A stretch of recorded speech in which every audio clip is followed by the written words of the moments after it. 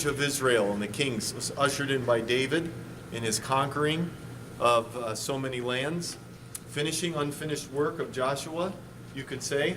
And then Solomon comes in and picks up where his dad left off in ushering in great wealth and prosperity to Israel. What else did he do that would be a glorious part of Israel? Built the temple. Built the temple, and the Lord blessed it. The Lord filled it, and the power of God was there, and Solomon's reign was so established in God and in the land. Yeah. So economics, they were prospering gloriously. Spiritually, they were prospering gloriously for a time. Same with the economics. And then the slips of Solomon, you could say, the misses, where some of that prosperity was above and beyond what the Lord desired for his people. Remember Deuteronomy 17:17? Kings of Israel should not attain for themselves great riches, many horses, and many wives. And Solomon did all of those.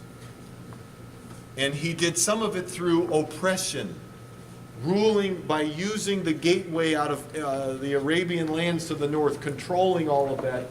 It's very likely that he oppressively forced people to spend their money and trade within his territory so that he would gain from that, and he gained great wealth. Yes? But God said that you would give him the prosperity and the wealth. Yeah. Yeah, So- that's interesting. Mm-hmm. Yeah. Right. So was it not okay that he did that?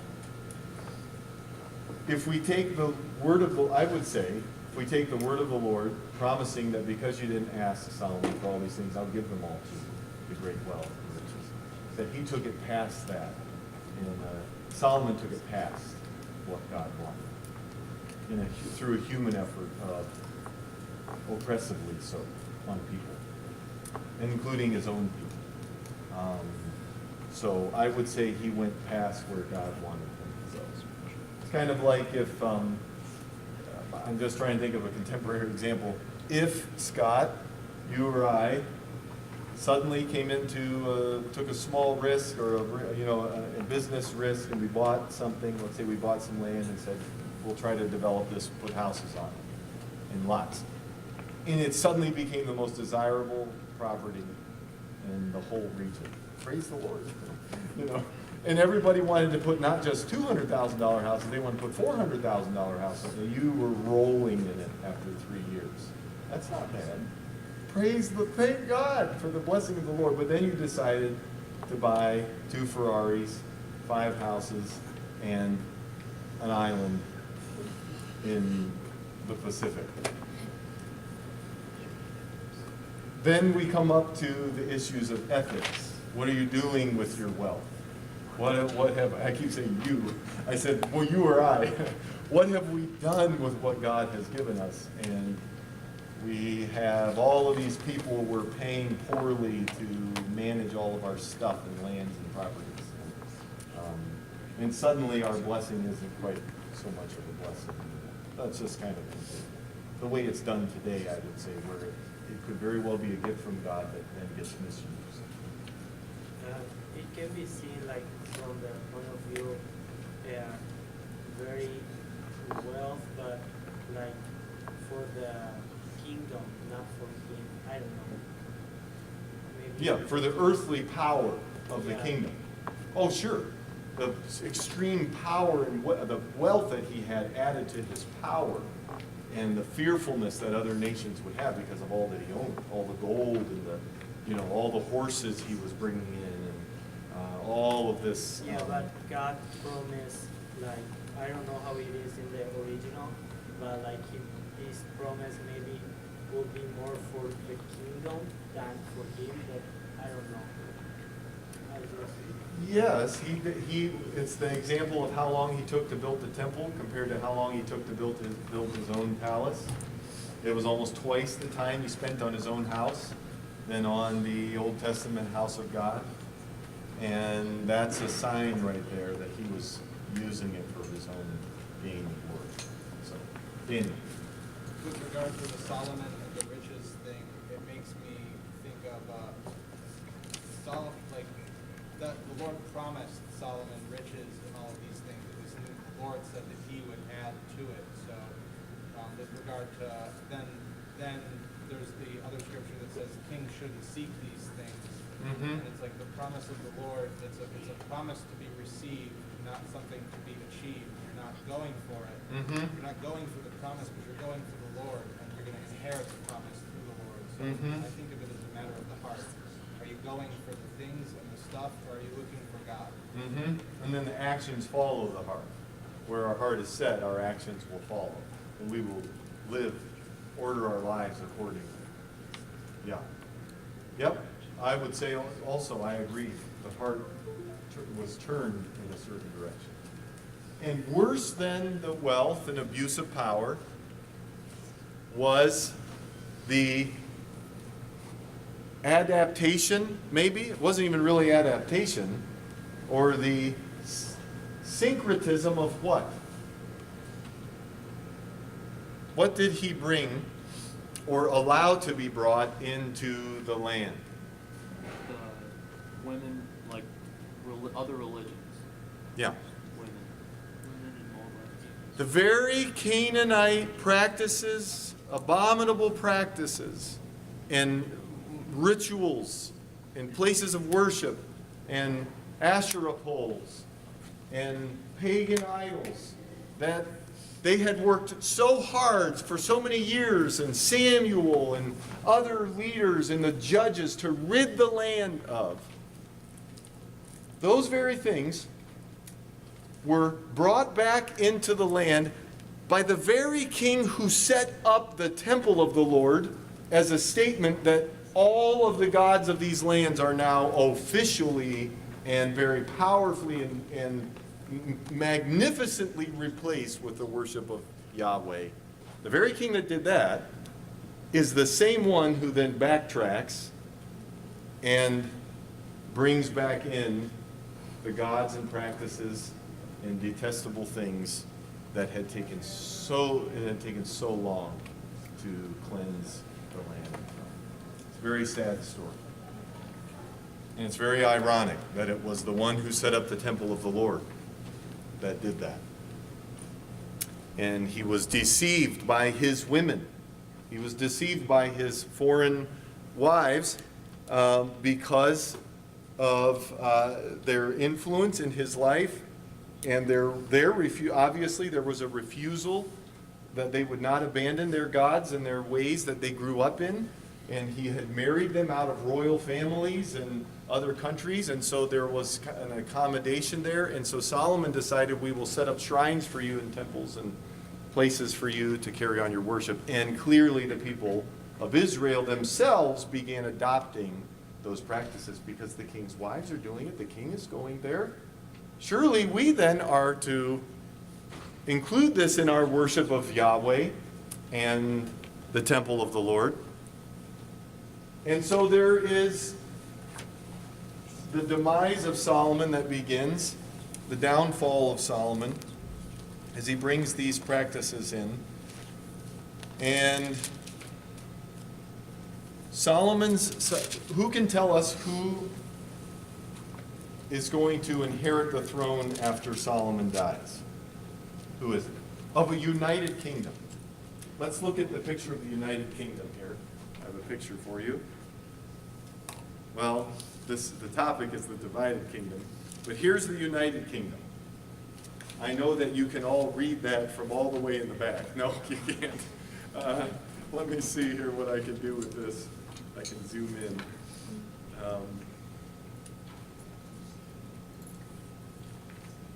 And not sure if that helps much. No, it was probably better on the full screen. Okay. Who is Solomon's son that inherits the throne? Who can tell us who that is? Rehoboam. Yes. And in order for Rehoboam to be accepted as king, what is he told? What conditions is he given in the northern territories where this kind of official exchange was to take place? And you look at the kingdom here, this was mostly won by David in this picture here. You have it on your slides. Most of this was won by David in the purple. The blue at the top was likely, the blue with the lines was likely in David's territory when David was alive. We don't know for sure, but it's likely. And the blue at the top is the expansion that Solomon brought to the already very large and powerful kingdom of the world of the known world at that time. And then he extended the economic influence, control, and oppression, most likely, into the blue regions there. So the United Kingdom. And Rehoboam has to travel north to be confirmed as king, but only if what? What's the first issue they pull out with Rehoboam that they were hoping would change now that Solomon, the economic oppressor, is gone? Economic oppressor, what might it be that they want to change? Taxes, that's right. Will you lighten the tax load that is on us? Because if you don't, we are not going to follow you, Rehoboam. That tells you what was on their minds and what their lives were like under King Solomon. Oppressive with taxes. Keeping the people from prospering themselves, the taxes were so heavy. So Rehoboam at first says, don't worry about it. I'm listening to you. I'm going to be your leader and I care for you. And then he listens. The scripture says he listened to some young men. And the meaning there, because it says that they grew up with Rehoboam, is not necessarily their age, but that their counsel was so bad that it was like getting advice from kids, is what it means. Their counsel was so bad to him, that these people he grew up with, that you might as well have just gone to some kids running in the neighborhood and playing in the streets and saying, how would you like me to run it? And that's exactly what they said. Tell them you're going to be harder than your father, Solomon. And you're going to make them increase to establish your reign and your rule even more so. And so Rehoboam goes back to the people and says, not only were my father's taxes heavy, mine are going to be even heavier. He uses a very interesting statement. I don't want to take the time to just explain that because it was most likely a very crude comment that he made, with a euphemism or a metaphor, the way he speaks there very crudely to the people to get their attention and make it clear. And so they rebel, and it is a fulfillment of a prophetic word that was already spoken, that the kingdom would be divided because of the sin and the wickedness and then the idolatry. And someone, and I want you to track this, you won't have to memorize everything I'm telling you about this, but there will be, this is one of those moments where I connected right to your quizzes and studies. On your final exam, there will be questions about the kings of Israel, so you want to really pay attention. Rehoboam is the next king in line, and when he announces he's going to increase the taxes, someone who had been exiled to Egypt is now brought in as an alternative king. Who knows who that is? They don't want Rehoboam. They say, forget you. And who do they take? Who knows? Jeroboam. And Jeroboam had been exiled, and now he is brought back. And he has been given a word of the Lord from a prophet. That has, the word of the Lord was for him to get ready to take 10 tribes of the 12 tribes of Israel. The word of the Lord is that you, Jeroboam, will take 10 of the tribes out from under Solomon's household, and his household will be left with only one. And then the question becomes, well, if there's 12, how is that? Where's the other one? Does it float off into the sea? Or what happens to that? It's most likely because Judah was just assumed, the tribe of Judah in the main center of the kingdom was just assumed to be there, and so it most likely means Benjamin. You will get Benjamin in Judah and have them together. So Rehoboam will be left with only one tribe, which is actually the two together. And Jeroboam will take 10. And so Jeroboam, who had been exiled by Solomon, though he was one of Solomon's rulers, takes the 10 tribes and cuts off because it's 10 tribes, the land, the kingdom into Judah being a very large piece of what was once a united kingdom. Can you see the colors there? The blue is the southern kingdom of Judah. This used to be Israel. Remember, this used to be all Israel. Now it is Israel in the north, the 10 tribes, and it is the kingdom of Judah in the south, which is Judah and Benjamin who live there. So you once had a glorious united kingdom, and now you have a slice down the middle, a political slice that wasn't just done around mahogany-stained tables like politics often happen now. These were places where these kings needed to begin building up battle cities, cities of defense and armaments, and put soldiers in the towns around the edge there because they had immediate antagonism between them. And so Jeroboam, who had received the word of the Lord, the word of Yahweh, you will take 10 tribes. Who can tell us what Jeroboam does to make sure that the division is clear? These are my 10 tribes from this point on, and you only get Judah to the south. Who knows what Jeroboam did what was his primary move to make sure that people knew of the distinction? What did he do? What was the centerpiece of Israel? The temple inside of Jerusalem. The temple of the Lord was the centerpiece of Israel. Their identity. They're kind of the magnet in the middle, or the point from where their culture and life radiated out of. No longer was the land a place where the outside cultures were radiating, at least for a time when the temple was there. The radiating culture wasn't coming from the outside, it was coming from the inside in the temple. So the people's whole culture and identity was wrapped up in the temple of the Lord. And Jeroboam, knowing that he no longer, in his land, is no longer a part of that, no longer has access to the temple of the Lord, and his 10 tribes don't belong there anymore, what would he need to do if that was the epicenter of their life? What was that? He made some golden calves. Golden calves, an alternative worship, an alternative thing for them to do. If the people are going to go back to Jerusalem, go back to the temple, and end up siding with Judah again because the temple of the Lord is there, I'm just speaking from Jeroboam's mind, I need to keep the people from doing that. So let me make things that they will recognize as their God or gods. It could be, the way he said that could be both. And he sets up calves, golden calves, in, I believe, Dan and Bethel. So that the people will now have a worship epicenter in Israel to the north, remember, in the divided Israel now, and won't feel drawn. Their culture is so different than ours. The way that their lives and their culture and their understanding of themselves centered around the temple. I don't know if we have anything like that in our society anymore, in our modern cultures. So that they would not be drawn and gravitate and just by default eventually go back to the temple. Let me give them things that will satisfy their religious drive and zeal. What's the problem? What's immediately obvious about that? It's not Yahweh, is it? Though he may have said, this is your God, Yahweh.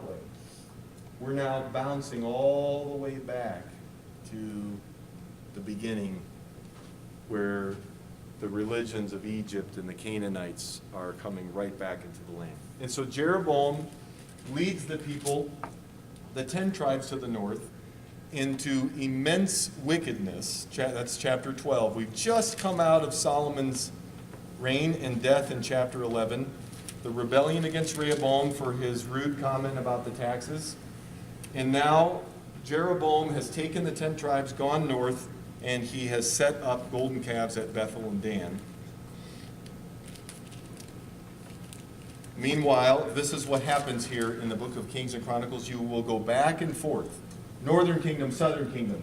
A situation in the northern kingdom. A situation in the southern kingdom. Boing, boing, boing. And I'm going to do my best to track that with you. Meanwhile, Rehoboam Though we are only told in Kings of the evil that Rehoboam did, we find out from Chronicles that Rehoboam, Solomon's son, with Judah in the south, for 3 years was obedient and faithful to the Lord. For 3 years it lasted, before he also dove into wickedness. And then in chapter 14 of 1 Kings, we come back to Jeroboam and what he has done. And a prophet of God that comes to Jeroboam and makes a very important announcement to him. And I want to read to you a section of this in chapter 14, verses 1 through 20. 1 Kings 14. At that time, Abijah, son of Jeroboam, became ill, and Jeroboam said to his wife, "Go, disguise yourself so you won't be recognized as the wife of Jeroboam. Then go to Shiloh, the holy place in the northern kingdom. Ahijah the prophet is there, the one who told me I would be king over this people." This is a very important prophet. He is the one that the Lord gave the word that Jeroboam, you will take 10 tribes. So Jeroboam naturally has a tremendous amount of trust. And he's sneaking something here because he doesn't want the prophet to know that it's him and his wife that are bringing this. "Take 10 loaves of bread with you, some cakes, and a jar of honey, and go to him. He will tell you what will happen to the boy." So Jeroboam's wife did what he said and went to Ahijah's house in Shiloh. Now Ahijah could not see. His sight was gone because of his age. But the Lord had told Ahijah, "Jeroboam's wife is coming to ask you about her son, for he is ill. And you are to give her such and such an answer. When she arrives, she will pretend to be someone else." Interesting that he wouldn't have been able to see the disguise anyway, but it didn't matter because of the Lord. He's blind, but the Lord said, "It's Jeroboam's wife." So when Ahijah heard the sound of her footsteps at the door, he said, "Come in, wife of Jeroboam." I just find that very humorous. She didn't even get inside, and he says, "Come in, wife of Jeroboam." I wonder what she thought at that moment. Oh no, this is not going to go well. Why this pretense? "I have been sent to you with bad news." It's like she didn't even get to say a word. She comes to the door, and the word of the Lord is being delivered to her. "Go tell Jeroboam, this is what the Lord, the God of Israel, says. I raised you up from among the people and made you a leader over my people Israel. I tore the kingdom away from the house of David and gave it to you.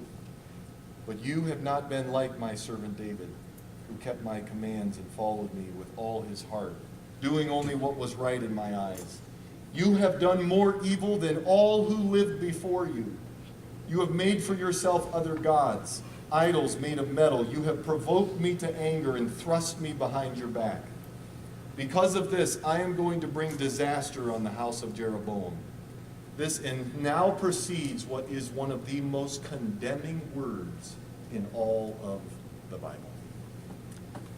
"I will cut off from Jeroboam every last male in Israel, slave or free. I will burn up the house of Jeroboam as one burns dung until it is all gone. Dogs will eat those belonging to Jeroboam who die in the city, and the birds of the air will feed on those who die in the country. The Lord has spoken. As for you, go back home. When you set foot in your city, the boy will die. All Israel will mourn for him and bury him.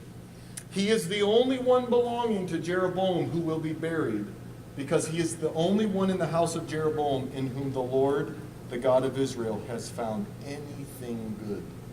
The Lord will raise up for himself a king over Israel who will cut off the family of Jeroboam. This is the day." What?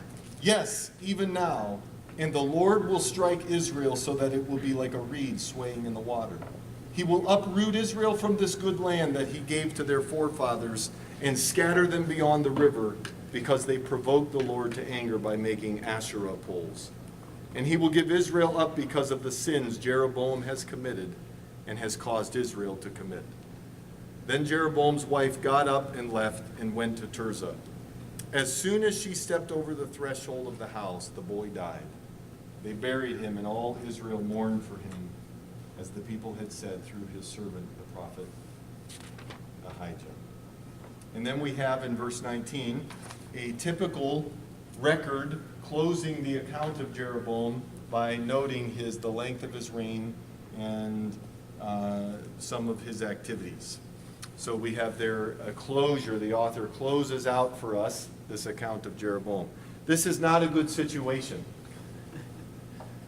It wasn't good with Solomon at the end of his life.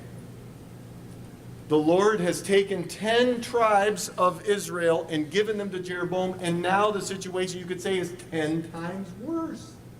No one had done the kind of wickedness that Jeroboam had done. And the result of that is before Jeroboam dies, he learns that his whole entire family line will be wiped out. It's very condemning. And then we begin, after Jeroboam, or we continue a track of a record of kings in the northern kingdom of Israel, one wicked king after another, until the fall of the kingdom of Israel, coincided by a roller coaster ride in the southern kingdom of Judah, where you have a godly king and a wicked king. You have a both godly then wicked king, and you have a mixture. And in Judah to the south, coinciding this time, you have a roller coaster, morally speaking and spiritually. But in the northern kingdom of Israel, you basically have a downhill moral and religious slope the whole time. And we can see in this a legacy, so to speak. This is Solomon's legacy for the choices he made to allow the infiltration of the foreign gods and practices and detestable things to come back into the land. This is his legacy to the people of God. Not a very good legacy, besides the temple and the wealth, which they lose anyway, and the temple gets destroyed in the judgments eventually. We'll get there. It's actually towards the end of the class, because we're going to try to go keep chronological. Solomon's legacy now in this period is seen in the sin and the rebellion of the kings, who have adopted these wicked ways and continually lead the people of Israel, and sometimes Judah, into sin. Let's look at some of these things about this legacy. The sin of Solomon has major repercussions on his family and the nation of Israel. It's like a legacy, a terrible legacy that none of us would ever want to leave. So we ask the question, where are we today in the kinds of things that can infiltrate our lives and our families and our groups in society that we don't want to become a ripple effect legacy? It loses its wealth and power during this time. Proverbs 14:34, righteousness exalts a nation, but sin is a reproach to any people. And this is the story of Israel at this time. Solomon follows in the sins of his father in later years. Okay, Jeroboam, we talked about that. He's first. He takes 10 tribes. Rehoboam gets the southern kingdom. And 3 years into his reign, he also leads Judah, now joining with Israel into idolatry and a rejection of the ways of the Lord. So now, once Rehoboam has done this, both kingdoms are turning away from the Lord at the same time.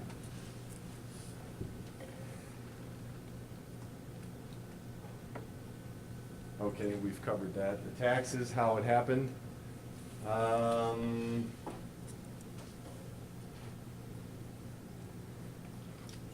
He set up the tribes. I just covered all this in those first 5 minutes there. It was a counterfeit worship. You want to think about Jeroboam's mindset. He wanted to give them something counterfeit so that they would not gravitate back to Israel. He was trying to keep them within the realm now of the new northern kingdom and prevent them from going back. So it's a counterfeit for the temple of the Lord, which was so naturally so attractive to the people. King Jeroboam is rebuked by the prophet, who is Ahijah, and he still refuses to turn away from his idolatry.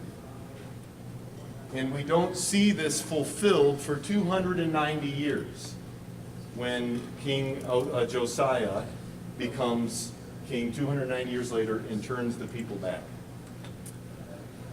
And then we get into this really interesting story of the old prophet and the lying prophet. Who remembers what I'm talking about here? The old prophet and the lying prophet. Does anybody have, you remember that? Anybody have questions about that? Or did you wonder what was going on? How could someone be a prophet of God and deliver a word from the Lord and then end up creating this confusing situation, lying to another prophet? It is a very unusual story. You remember this. The man of God who had delivered the word of the Lord, a later word to Jeroboam, meets an old lying prophet who deceives him into going against a word from God that he should not stop to eat in the northern place but should go home. The Lord had spoken to this prophet, you go into the northern land, deliver the word to Jeroboam, and leave. Do not even stop to eat until you are out of the northern territory. And it was because of the wickedness. And this prophet is leaving and he's heading south out of the northern territory. But before he leaves, another prophet comes to him and says, the Lord has spoken to me that you are to come and stay at my house and eat. It was the Lord that gave me this word. But they're in the northern kingdom. And so this prophet that had faithfully delivered the word of the Lord to Jeroboam stops in the northern kingdom, goes to the old lying prophet's house, has a meal, and while they are sitting down, what happens? Who remembers this most strange story? Killed by a lion. Not yet. Oh. Not yet. What does the old lying prophet do? He then gives an accurate word. Yes. This is one of the strangest stories in the Bible. He had lied to this prophet, you're supposed to stay here. And we don't know exactly what his motivations were. And then at the table, he gets what Daniel said is an accurate word. And he goes out, the prophet that had disobeyed the first word from God, goes out and he is killed by a lion on his way south, back into Judah. Very, very strange and unusual story, except that we see here the prominence of prophets, and we get this account that adds to the many of accounts of prophets in the books of Kings that show us how important prophets are to the kings of Israel and to the nation. They are prominent, and the kings, in many ways, depend on the prophets, and so we have some of these accounts. Yes? Is there an easy answer for why God killed the prophet that was deceived instead of the one who was deceiving? Doesn't make any sense. He was holding the first one accountable clearly for disobeying the word. Judgment was falling on the north, was coming, and his disobedience got him swept up in it. So there's no easy answer on this one, Heidi. I've read it so many times and I've gone back to it and I stop and say, whoa. I know one thing, I don't want to disobey the word of the Lord.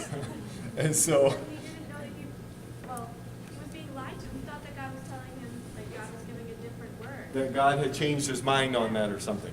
Yeah. Or made an exception. Mm-hmm. Because it came from a prophet. Right. So, yeah. Yeah. Daniel. That sort of makes me think, are we held accountable to the words of God, or are we held accountable to the words of man? Mm-hmm. It's good. It doesn't matter what man says or what the world throws at us. When God speaks to us, that's the standard that we're going to be judged by. That's good. Regardless of what comes at us. Yeah. That's good. Yep. It doesn't say in Ezekiel that the watchman on the wall doesn't sound the trumpet and everyone is killed. Isn't that his responsibility? The higher responsibility on the watchman. Yeah. Yeah, there's a greater responsibility on someone entrusted with such a big responsibility. A greater, accountability, and he will be held accountable at a higher level. You see that. So, yeah, that's right. Good. And beyond that, these things are great that you're sharing, David. Would this be like kind of the book of Job, where some scholars say that like Job, like God was like playing a trick on the devil, or like, so like with Kings here, with the lying prophet, like, was God, I mean, could, like, in God's sovereignty, could God have, like, obviously God doesn't make us sin or lie, but could God, just like with Rahab, when she hid the spies there, Mhm. like, yes, she lied, but it was for the greater good. Right, righteous lying, So, so to speak. like, could God have used the old prophet to maybe see where the other prophet was at spiritually, to see, would he actually say, no, that wasn't from God, and go on, or like? To test him, Yeah, like a test? Yeah. It sure seems that way, like a severe test. You pass, you live. You fail, you die. Aren't you thankful that college isn't like that? Because this test, it seems there was a test there of some kind, just what we, without it saying that directly, we could say that that was a test of that prophet. And he failed, and he was killed. So, and then that would point back to this level of accountability that he had as a prophet. So, yeah, it's intriguing and it's a little scary, and it's something that makes us think and we wonder about the things about the Lord that we don't understand. Have you been thinking lately that you now understand everything about the Lord? Now that you just understand all of his ways and just understand his principles from beginning to end? And no, I haven't. So, and I'm not always real comfortable with that, but most of the time I try to be comfortable when I can't really fully understand something. So, okay, bad situation for that prophet. We read the condemning word there together that we just read, 1 Kings 14, 1 through 19. Such a heavy condemning word.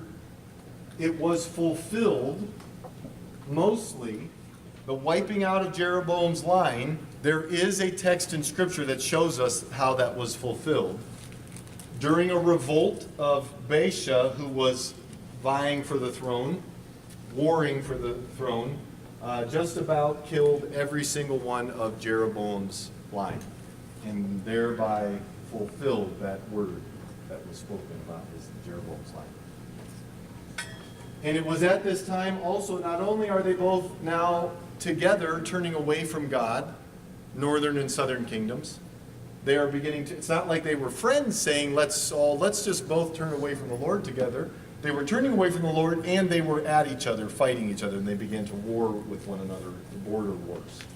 1 Kings 14:30.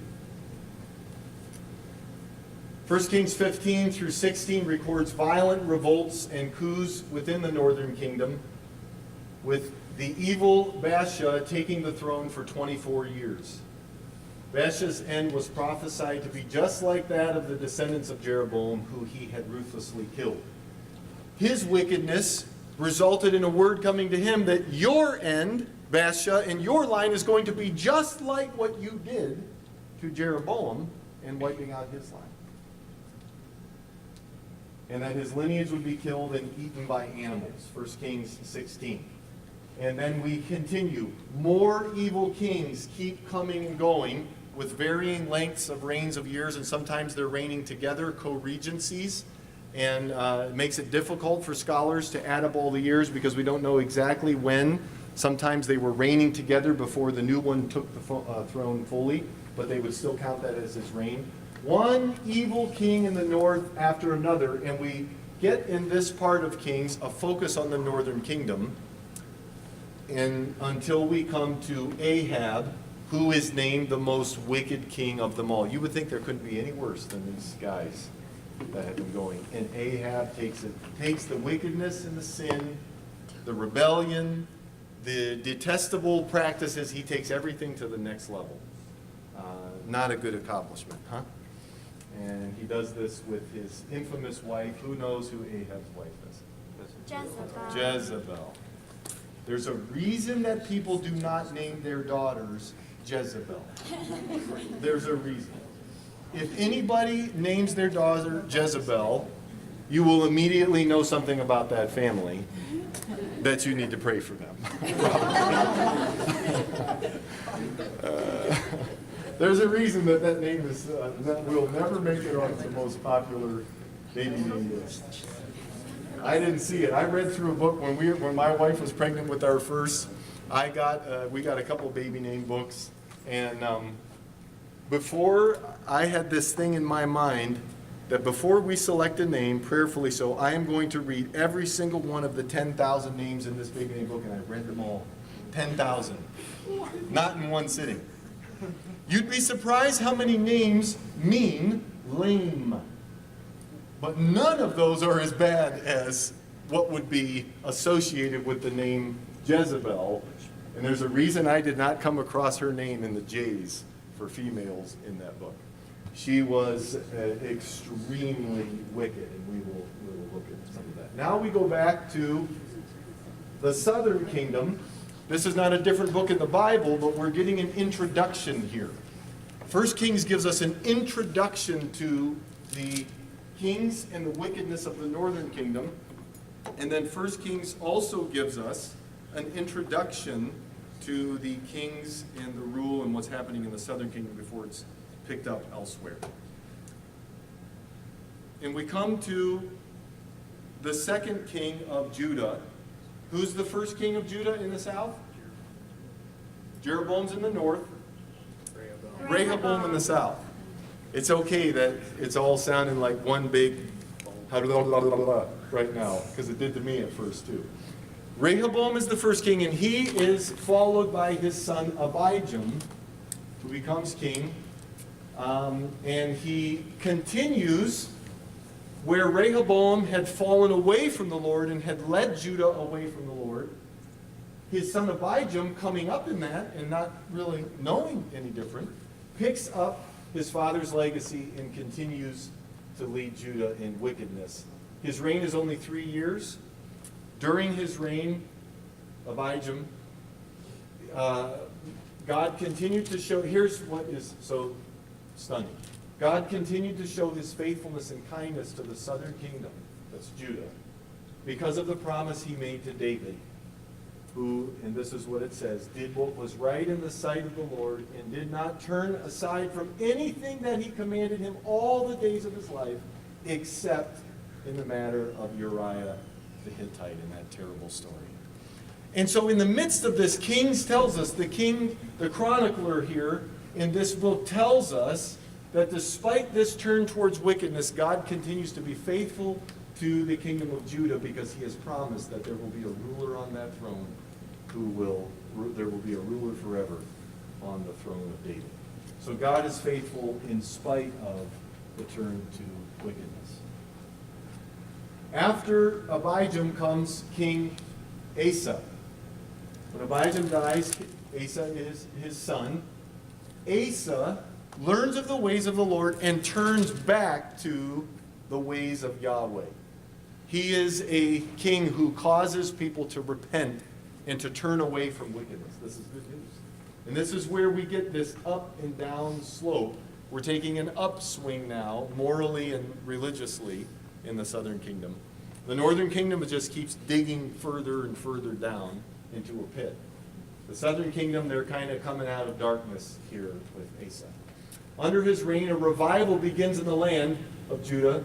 He rids the land of idol worship and the male temple prostitutes. He gets rid of idols and he gets rid of the promiscuity associated with it, the homosexuality and the prostitution. He rids the land of those things. That's not easy when they're rooted into the culture and they're accepted by people. And not only that, they're liked by people and people fear and have attachments to those things because of their belief systems. And Asa begins ridding the land. He even removes, as if it's not hard enough to do that kind of a work of cleansing, he removes his mother from being queen.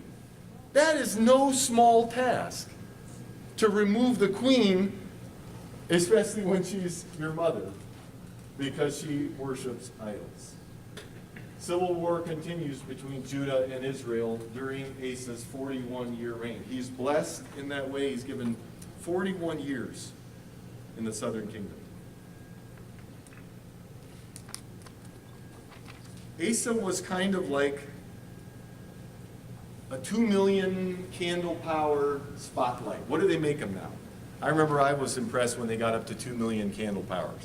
Well, don't they make them now like 5 million? You can plug the thing into your jack in the car. And Asa was like this kind of light in a time of darkness, brilliantly shining in a culture that was full of darkness and wickedness.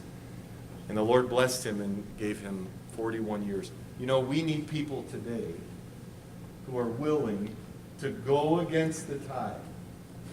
We need politicians, amen, right? I expected to hear some amens from that. Politicians. We need cultural leaders, icons of, who are the icons of our culture? It's not our politicians and rulers, it's our stars. They're the ones who really set the tone in the culture, and I've heard it said, really, they're the leaders of the nation because they control how we think. Government and those kinds of leaders control laws and certain things about freedoms we have, but the way we think and lead our lives is really determined by who we listen to for culture. It's an interesting discussion of who our real leaders are. We need cultural icons who are 5 million candle power spotlights. You know, it's kind of, it's so bright you can't look right at it because the surrounding is so dark. We need political leaders like Asa was, political and religious leader. But that's not all we need. We need friends. We need students, friends of friends, neighborhood people, congregants in the local community who shine brilliantly into our culture today. Would you say that we have some darkness that has taken hold in our culture? People are swept away and caught up in it. It's not just political leaders and rulers and icons, it's people that God chooses to shine brightly. And I want to be somebody who is a light for the Lord in dark places. And we need you to be a shining light in your neighborhoods.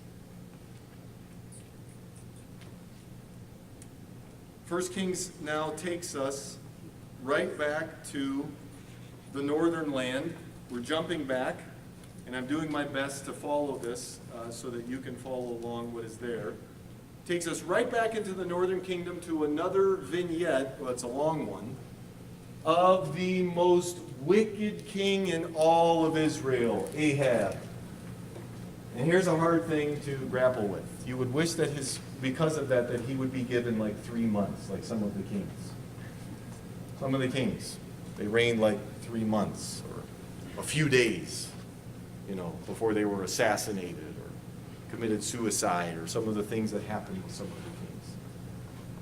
You would hope that someone like Ahab, who gets the name as the most wicked king of all, would get a short reign, but he reigns for 22 years. You could do a lot of damage when you were a wicked ruler in 22 years, and boy, he did. Marries Jezebel, Zidonian princess, and one of the first things we are told that Ahab and Jezebel do is the killing off of the prophets of the Lord. Not the silencing, not putting them into exile, but the killing off of the prophets of God. 1 Kings 18. Wiping out the voice of Yahweh by wiping out the voice of the prophets. During this time, God raised up Elijah, the famed prophet of Israel and worker of miracles. Elijah's powerful ministry went directly against Ahab and Jezebel, causing him to become an enemy of the king and queen, and that is an understatement. Elijah. God raises up Elijah, and it's interesting, you have this wiping out of killing off of the prophets, and he just kind of appears on the scene. There is Elijah delivering the word of the Lord. This man that has been walking with God for many years, and he is suddenly standing up as a prophet and rebuking, coming in the face of this murderous, wicked couple that is in power in delivering the word of the Lord. And we will be going there in our next class session into the life and ministry of Elijah, because we're sticking chronologically as one of the first what we call non-writing prophets. That doesn't mean he didn't ever write anything down, but we don't have a book by him or lengthy passages of Scripture like we do from the writing prophets. But so he is still a prophet of God, a miracle-working prophet of God. And he comes up against Ahab and Jezebel. And what happens between them, Ahab and Jezebel and Elijah, is we now have a contest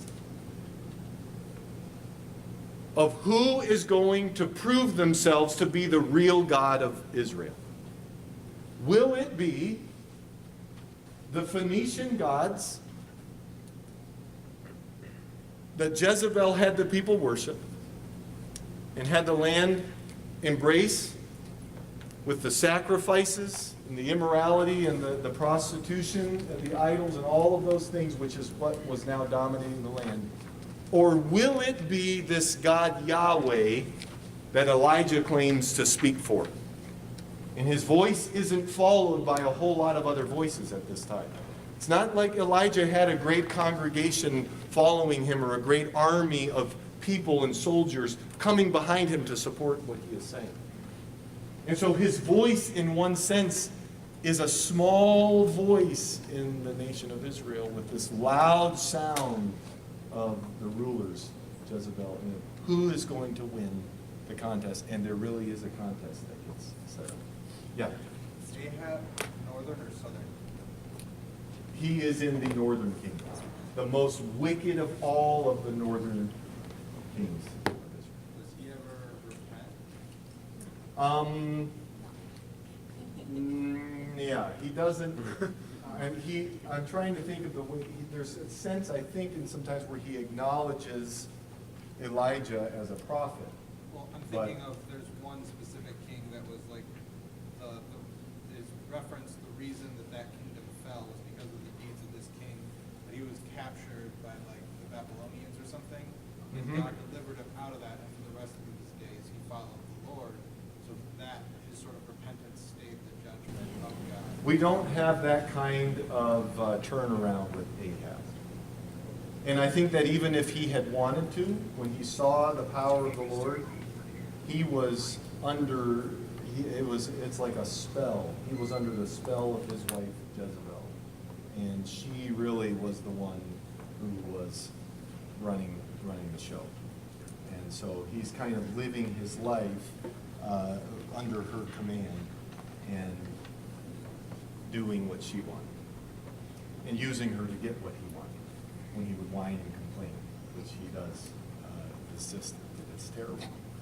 And so the question is, who are the Israelites going to see, the northern kingdom filled with wickedness?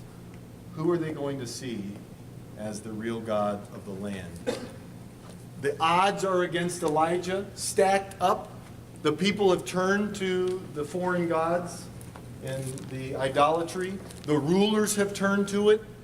The shrines are there, the high places are there, and here comes Elijah declaring something that goes against everything going on in the land. Everything is stacked against him, and the Lord is faithful.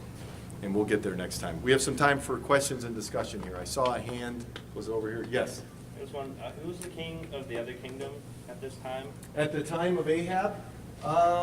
Let's take a look, and I'm glad you asked that because I want to draw your attention to a helpful resource here.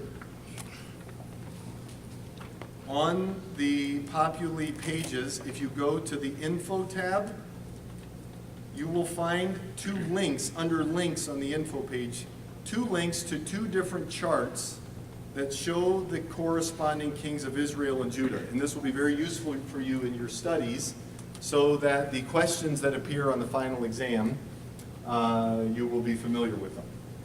So when we have Ahab as king, let's find him here. King of Israel. There he is, Jehoshaphat. Yep. And then you also have, this is really nice, these charts. You also have the corresponding prophets. You see that here? You have Israel here, Judah here, the kings in the bright colors, and then you have, and kings with very short reigns are kind of stuck in here, and then you have the prophets that spoke in those kingdoms right here. The prophets of the northern kingdom, some of the names you'll probably recognize, you will, and some you won't yet. And then the same here, prophets, some names you will recognize.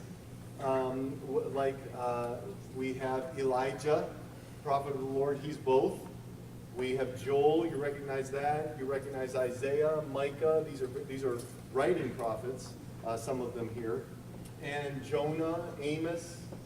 And then we have some of these prophets that may not be so familiar. Obed, Micaiah, Hanani, and we will talk briefly on them. So this will be very helpful for you. You will want to get that link.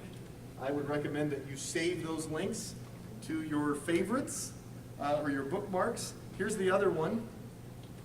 This is an old one here that shows them, instead of straight down, it lays them horizontal.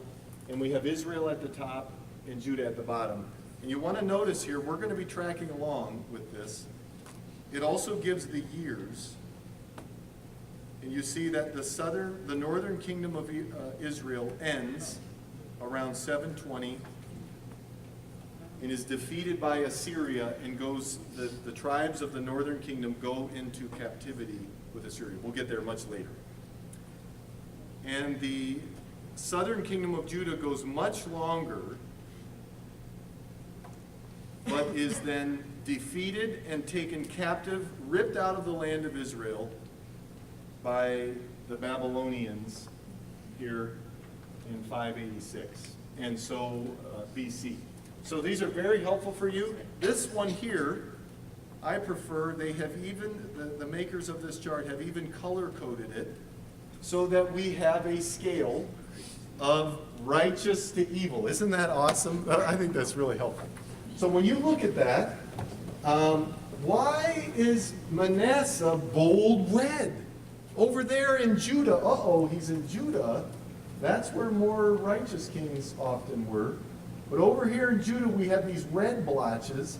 Red is a super evil king. And this is a very helpful chart for you. I recommend it.